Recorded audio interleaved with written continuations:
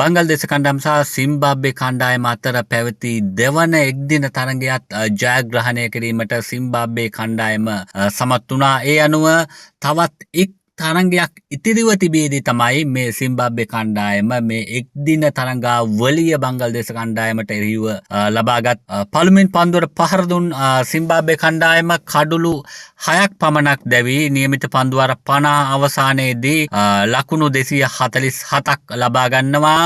පිළිතුරු ඉනිම ක්‍රීඩා කළ බංගල්දේශ කණ්ඩායමට සියලු දෙනා දැවි පන්දුවාර 48යි එක් පන්දුවක් තුලදී ලබා ගැනීමට හැකිවන්නේ ලකුණු 234ක් පමණයි. ඒ අනුව තවත් එක් තරගයක් ඉතිරිව තිබේදී බංගල්දේශ කණ්ඩායමට එරෙහිව සිම්බාබ්වේ කණ්ඩායම තරගාවලිය ජයග්‍රහණය කරනවා. මීට පෙර පැවති තරගයක් සිම්බාබ්වේ කණ්ඩායම බංගල්දේශ කණ්ඩායම පරදවා ඉතාමත් පහසු ජයක් වාර්තා කළා. බංගල්දේශ කණ්ඩායම ඉතාමත් අධිමානසිකත්වයකින් හිටියේ මේ තරගාවලියට පැමිණීමට පෙර. මොකද මීට පෙර පැවති තරග කීපයක් එක්දින තරග කීපයක් බංගල්දේශ කණ්ඩායම ජයග්‍රහණය කළා. ඕස්ට්‍රේලියාවට එරෙහිව තරගාවලියක් ජයග්‍රහණය කළා. ඊට පස්සේ තරගාවලි කීපයක් ජයග්‍රහණය කරමින් ඔවුන් ඉතාමත් අධිමානසිකත්වයකින් හිටියේ මේ සිම්බාබ්වේ කණ්ඩායම අව탁සේරු කරමින් තමයි හිටියේ මේ පහසුවෙන් ජයග්‍රහණය කරන්න පුළුවන් කියන කාරණාව. කෙසේ වෙතත් බංගල්දේශ කණ්ඩායමට අමතක නොවන පාඩමක් ඉගැන්වීමට තමයි සිම්බාබ්වේ කණ්ඩායමට හැකි වුණේ.